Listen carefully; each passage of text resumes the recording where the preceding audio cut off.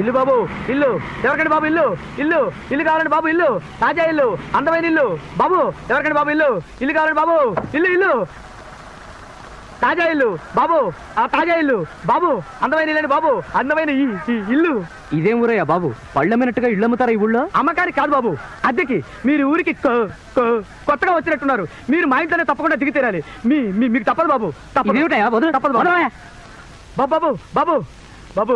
ఇదెక్కడ దౌర్జన్యం అయ్యా? నాకు కావాల్సిన అందమైన ఇల్లు వెతుక్కుని మరీ దిగుతాను. నన్ను వదిలి బాబు.